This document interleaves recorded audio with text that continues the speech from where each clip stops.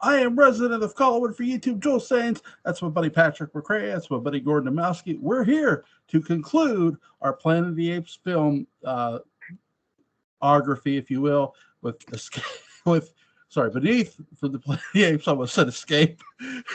It's been a week. Was that an instruction?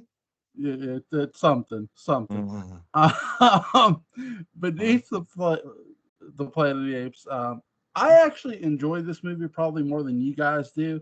So let's hear about it. So you tell us, okay, instead of putting us out there, okay, and then you swoop in and vampirize us. Yeah.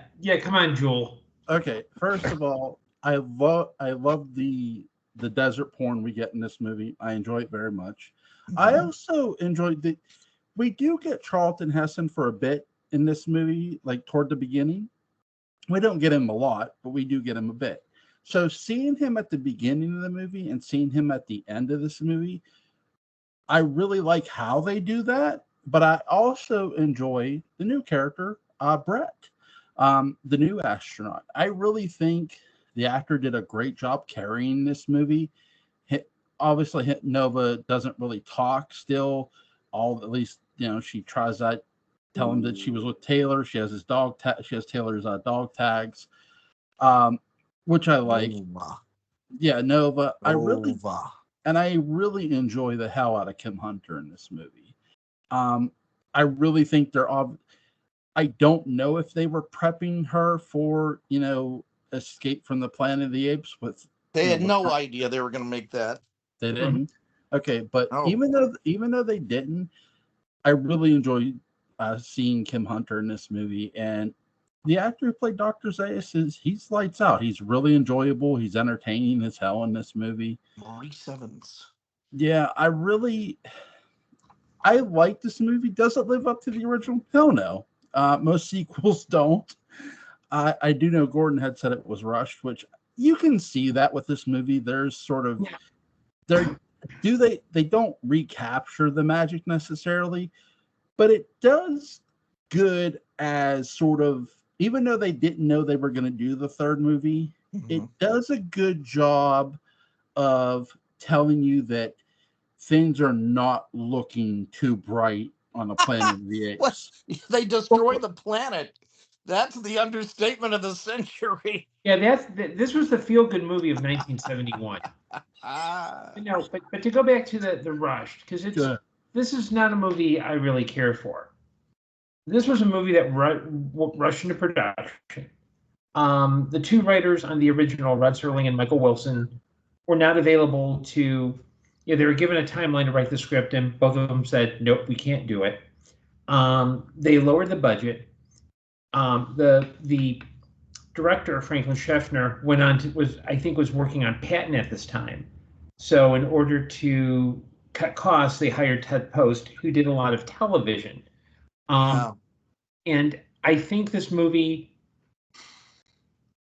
a lot of this movie, it feels like a checklist movie. And to me, where it's like if you go see a movie and okay, do they have this scene? Check. Do they have this scene? Check. It feels like it's going by the numbers. The other hitch was that with Heston. Heston did not want to do the sequel because in his mind, sequels were you only did them to make more money. You didn't really, there's no artistic thing to it, which is why he didn't do Soylent Green 2 or the Omega Man Electric Boogaloo.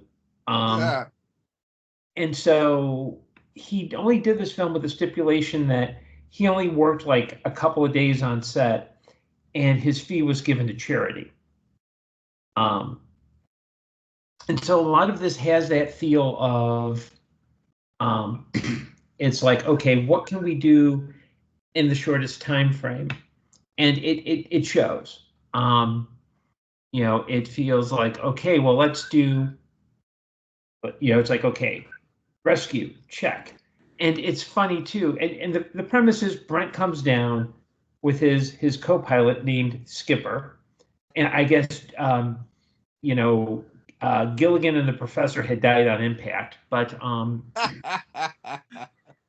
Yeah, the thing is, if it's a rescue mission, the original mission, it's hinted at in the first movie that it's just exploration. You're just getting away from Earth, because that's why Taylor gets on. It's like, I want something better than humanity.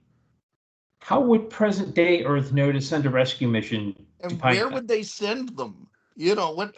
And who are they going to get to volunteer for this thing? We want you to rescue Taylor. He's lost somewhere in the cosmos. We're not quite sure where, but good luck. Right. The one good thing I will say about this film, I'm not sure it's the only good thing I could say about it, is that it really highlights Kim Hunter as Kira, because Roddy McDowall was directing, I'm not sure it was a play or a movie, but he was in Scotland and couldn't do this. So I think Planet of the Apes sets Cornelius as like one of the moral centers, maybe the moral center. Here they set Kira up as the other. Because I've been thinking a lot about this movie and drinking heavily while thinking about it. But Zesty. I played the what if this movie had never been made, where it goes from planet to escape. And you set up an interesting, it becomes both an insight and a problem. It's an interesting it would be an interesting twist, because if the movie this one, you have Cornelius and Kira opening their helmets, saying, hey, we're from the future, and announcing that, hey, the Earth has been destroyed, Taylor did it. On the one hand, it gives you it kind of allows you for that transition to, okay, it's the automatic reversal, and it makes sense. We went there, they come here. The two big issues with that in terms of that plot are, one, in the first movie, Kira was kind of a bit of a skeptic. She didn't automatically gleam onto them, and she was the one who kept saying, well, maybe we shouldn't be doing this. But then she has to be sympathetic in escape, because otherwise you're thinking, okay, yeah, Cornelius, we don't want him to die, but Kira, yeah. So I think you mean Zira. Zira, I'm sorry. That's okay. I'm thinking DS9 for some reason, whatever. Yeah. So that Zira in here, because she's the center, she's essentially playing the Cornelius role. It gives her a little bit more moral authority, so that when escape happens, we know, okay, yeah, we can empathize with both of them and follow them as characters, because they're both fundamentally decent characters. But I think this movie suffers a lot from, because it was so rushed, I don't think a lot of it was thought through. Like the idea of the gorilla saying, yeah, we need to go into the Forbidden City for whatever. That makes sense. But then you've got this weird thing with the mutants in the weird church, and everything is a parody of Catholic mass. And as a Catholic, former altar boy, Jesuit trained, I can say, yeah, you take out references to replace God with bomb and Holy Spirit with holy fallout. Yeah, it's meant to be this. And there's really no, it would make sense if they had all been like, horribly mutated because of the nuclear, because of, nuclear fallout. And all they had was, okay, they were venerating this bomb, but they were human. But doing the whole weird psychic mind thing just seemed grafted on. And it really, by the time you get to the end, and I would say that the end was probably like it was Paul Dane and Mort Abrams, who was one of the producers. You get the sense that like they were like, okay, oh, we're at the 1 minute and 20 something mark. We need to end this, because that ending makes a certain amount of sense for Taylor's arc, but it feels very abrupt. It feels like, okay, he's going to die, so he's going to take everyone with them. Well, it was certainly a stunt. I mean, if the first movie ended with the stunt of, oh my goodness, we destroyed the world, now it's going to end with the stunt of, I will destroy the world, and I'm really going to do it right. I mean, to me, if I were to rationalize it, I would say this is Taylor's final judgment on them. That, Taylor kind of sets himself up in that opening monologue in Planet of the Apes as an arbiter of humanity's worth. He says things like, there's got to be something better out there. There's got to be. And at this, he realizes, no, there isn't. And I'm just going to take it all out. Best that existence get by without us completely. Yeah, and the thing I don't, and this is where I know it's a movie and it's fiction, but it kind of, it seems off. I could understand if it was established that the bomb was okay, it's a couple thousand years old. We don't know what effect it's going to have. Maybe it'll burn up the atmosphere. Maybe it'll blow a large, crater that will cause a nuclear winter. But how do you get a nuclear bomb that's capable of destroying the Earth without testing it and knowing that it can destroy the Earth? Well, Taylor knows that it can do that. I think he recognizes it from before he left. But how would you know that a bomb could do that? Because he would have gotten security as a member of the Air Force or whatever, which I imagine ANSA comes out of.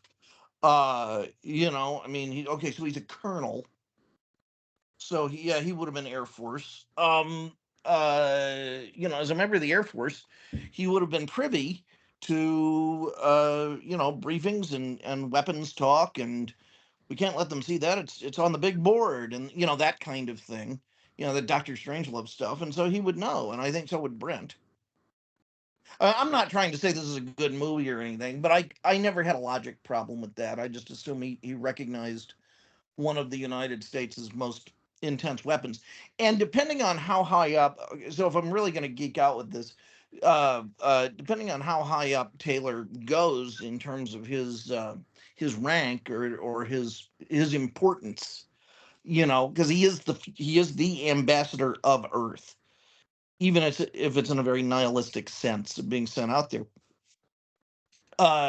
Taylor would definitely be privy to that stuff, and would probably have a place maybe in Mount Weather or something, as one of the prominent members of the military, that we want to keep these guys around to go into the vault. So yeah, there are a lot of ways I could rationalize Taylor knowing what that was. Yeah. I don't know. Okay, so here's my question, guys. What did you guys think of the character of Brent? Brent. Yeah, Brent. Sorry. He has about as much personality as the movie. He has about as much originality as the movie, but he's perfectly serviceable. I mean, as a sequel to one of the greatest, not just science fiction movies, one of the greatest movies ever made, Planet of the Apes, nothing is going to be great. It's that first sequel is always, I think, going to be pretty rocky. But in this case, it's a serviceable movie. Brent is a serviceable, Hestonette. Mm-hmm. Yeah, and James Franciscus by this time had been the lead in a couple of TV shows. So I think this was like his effort to get some movie work. And I think he does as good a job as you could do, because his role is not to be the cynic who comes to appreciate humanity. His is the hero who needs to find the other hero and figure out what's going on. Because even the familiar story beats, there isn't the you could probably lay the basic plot outline of Planet. When he goes into, say, he when he encounters the talking apes, he doesn't go, oh my god, it's talking apes. Like he has that kind of, it's like okay, yeah, fine, whatever, I gotta find Taylor. And so I think it's a different character beat, but I think it actually might be one of the few things that I wish he was given a better script, because I think there would be a little bit more for him to play with that. But he's just like, he's a guy on a mission. I mean, I feel like I'm insulting him by saying that, but it's what he is. Yeah. No, I think he does a really good job of carrying this movie to where it's ultimately going to end up being. And you're right. He's not. Now he does wonder where he is. He knows that he's gone forward in time, but he doesn't know what planet he's on. Then he just the way he discovers he's on Earth, he goes to a familiar part where he used to live, where he used to work, and he realizes, oh my God, this is Earth. It's not quite. Is it the same shock factor and effect as the first movie? No, nothing is in this. I do think, however, like I said, where they do a really good job with this is, even though it was rushed, Kim Hunter really, really hones her character in this movie. What you know, even further. Even though they don't know they're doing a third movie, I love Kim Hunter's portrayal. Um, I do like the mutants in this movie because I do think that you sort of wonder, okay, what's causing sort of these strange sounds and sights, and like how did Taylor fall through? Like what was that? And to introduce mutants who can mess with your mind, I think was interesting at best. I mean, but So they I have all. a question for you. If you were going to try to assassinate Dr. Zaius by dropping one of these mutants on him from a great height, which one would it be? 2 words, Victor Buono. This is correct answer. Mm-hmm. Yeah. But Victor Buono is also always the answer. Yeah. Well, except for one question. Is there an actor better than Thayer David? Then it wouldn't be Victor Buono. Yeah, I agree. Mm-hmm. I'll give you. He's not a better actor, but the person I would drop on Dr. Zaius would have been Andre the Giant. Yeah, but Andre the Giant's not in this movie. I know, but still. He was in The Princess Bride. Yes, we know. He was also in the sequel to My Dinner with Andre the Giant. It's like Andre Gregory, like every 5 minutes, Andre the Giant just smacks him and says, "Shut up and listen." It's a great movie. You should see it. It's actually a better movie than My Dinner with Andre. My Dinner with Andre the Giant. Go see it, Joel. Yeah. I watched My Dinner with Freddie Blassie. That was classic. That's My Breakfast with Blassie is what you're thinking of. That's a great movie. Yeah. Oh, God. But I do enjoy this movie a lot more than you guys do. I appreciate the mutants. Though it's rushed, I do appreciate the bathhouse because there is a deep conversation between General of the Army and lead scientist of the apes. And this is something, it's sort of something you see now where there's always an Apes argument in a steam room. No, but the argument of science and war. Like, okay. You know what I mean? I didn't know what it was for a second. Well, here's a question I have, and maybe is it just me, or does James Gregory as Ursus sound like he's drunk off his ass when he's talking? Oh, James Gregory sounds like that in everything. That's Gregory's signature, and it's an illegible one. Yeah. Now, bang, 57 king communists. See, I don't remember being that way in The Manchurian Candidate. That's why. Oh, he's come on, babe. Yeah, he's kind of toasted in that, but in this one, I'm sure he's drinking heavily in that ape makeup. That's probably his fun idea of a Saturday night. Put on ape makeup and drink. He calls up John Chambers all the time. Johnny, put me in the makeup tonight. The only way I get the girls. But Jewel, tell us, is that how you spend your Saturday nights? You put on some ape makeup and get drunk? No, I don't drink liquor. But my wife does. But not on the weekend. Does she put on the ape makeup and get drunk? Not the ape makeup, but she will get toasted when she knows she's not working. So you put the ape makeup and she gets drunk and then makes comments about your ape makeup. Like, You look like Yeah. an 8-year-old, that kind of thing. Yeah. You look like an ape. God damn it. Okay, so here's a question. Do chimpanzees only date chimpanzees? Do gorillas only date gorillas? Do orangutans only date orangutans? Are there like dating taboos like that on the Planet of the Apes? I don't know.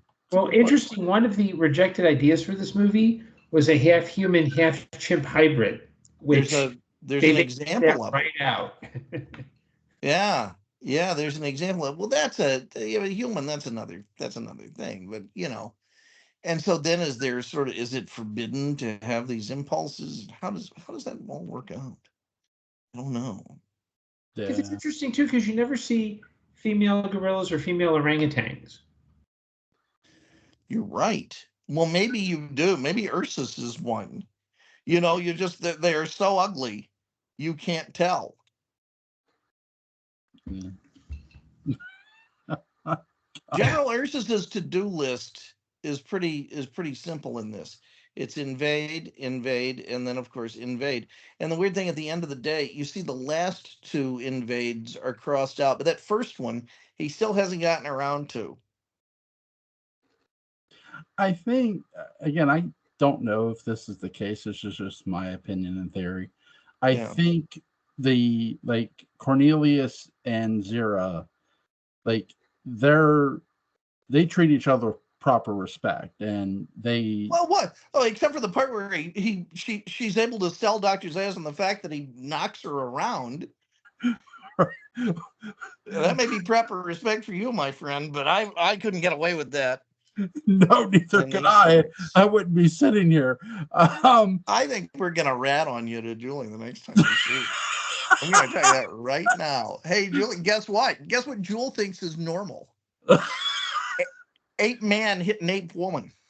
Yep, Joel, I was there. I witnessed it. Video witnesses. Julie, you got to look over your shoulder. Oh, Start locking that bathroom door. Oh my god! No, what I mean is like the reason I think Dig we yourself don't out. the Dig thing yourself out. the reason I think we don't see like the gorillas or female is maybe they're more confined to the house, if you will. Maybe they're not allowed outside. Maybe there's strict rules in their marriage, opposed to like a Cornelius and Zira marriage. Again, not everybody's married. Okay, for example, my marriage and relationship with my wife. Okay, out of all of, for example, out of all of Julie's sisters, Julie's the only one who's married.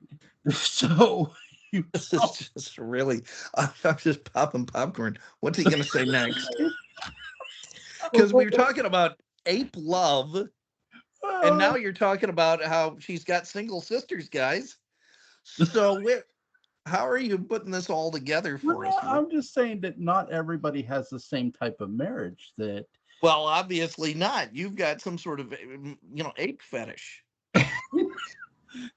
Yeah, you probably think that orangutans are polyamorous in Planet of the Apes, and gorillas are just ready to get down with their freaky self. Oh no! Oh, listen.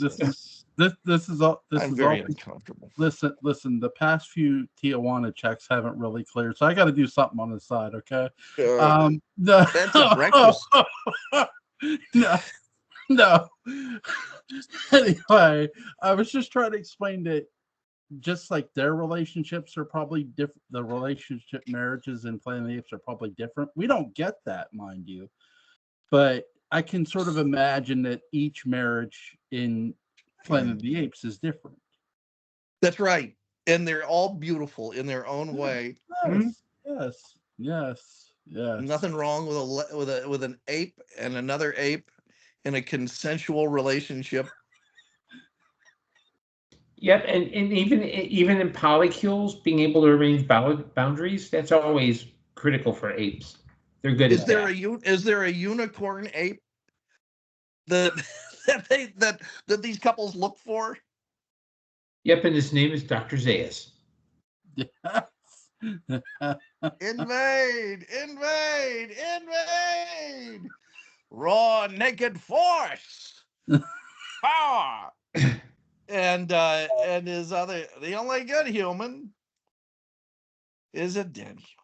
Yeah, I think I did a T-shirt with that on it, and it had like from the desk of General Herbert Ursus, and it just had that written as like his observation of the day. That was his first name, Herb. Yeah, they made his life really bad in Ape Catholic school. It's like, Herbersus, where are you? Now the kids would make fun because it's like, isn't Herbersus some kind of weird disease? What did you guys think of the special effects in this movie? Wall of Fire, the lawgiver bleeds. They're fine. Yeah. Good makeup. Yeah. Yeah, I really enjoyed the special effects in this as well. I enjoyed, like I said, the wall of fire, the lawgiver bleeds, and I really enjoyed how the mutants were wearing skin masks. I wasn't quite expecting that when I first saw this movie way back when, but even seeing it now, it still looks good. So, I don't think I have any more questions about this movie. Is there anything you guys want to add before we go?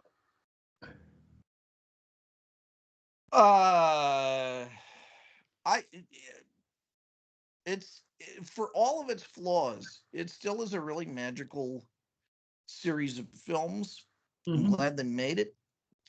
I honestly wish that the new movies, the thing I don't like about the new movies the most is that they are good without being as much in this ape universe as I wish they were. And I like this universe. I like movies that go back to this universe, to this continuity. I don't see any reason why they can't do that. There have been novels written in this continuity that I've enjoyed. So, I don't know if 20th Century Fox will ever get around to that. I doubt it, but it would be nice. Yeah, and I could see where at some point, because they're using motion capture, where the apes become a little bit more human looking, where they're walking upright, where they can match mouth movements so that it feels like there's much more of a, because there's nothing in this movies that says that they're not in this continuity, and you could kind of like start sandwiching in things. It's like when you look at Conquest, like one of the things that they talk about is, okay, well, they domesticated apes instead of dogs and cats, and I was kind of thinking, well, how would you get that many apes to be like upright and walking and domesticated? And I just realized in Escape, Milo dies and they say, okay, we're going to perform an autopsy. And if in that continuity they have like faster than light drive, they probably have some kind of weird kind of genetic, CRISPR before CRISPR was a thing. Well, his stem cells. They use his stem cells for something. For yeah, and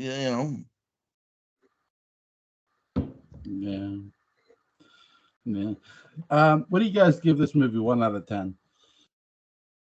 Like a 3. I'll give it. Yeah, I think a 3 is fine. Yeah. I mean, the one thing I'll note about this movie, it makes me appreciate Battle for the Planet of the Apes a lot more. It kind of does. Watching them in this order, especially because they're closer. Even though they're not, it feels like it.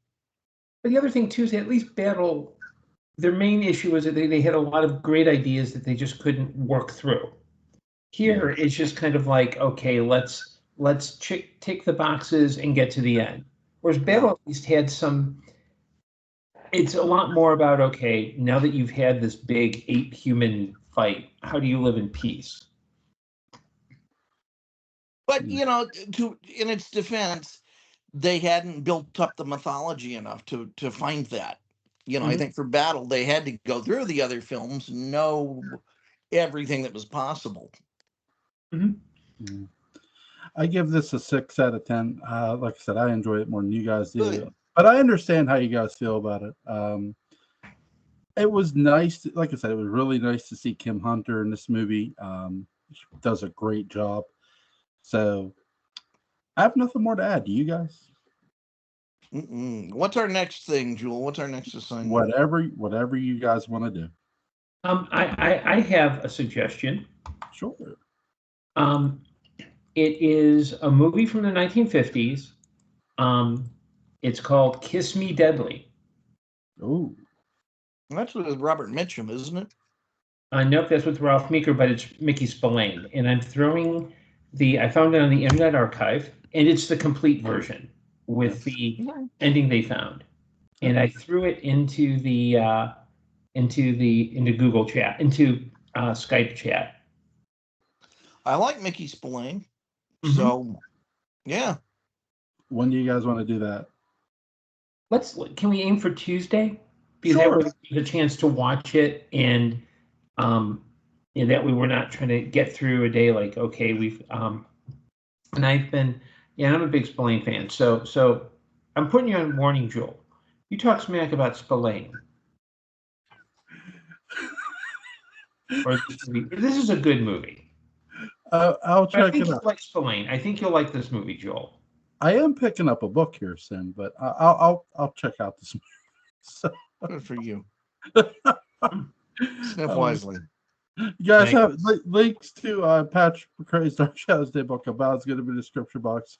Link to Gordon Dymowski's Amazon page is going to be in the description box. You guys have a good night. Good night.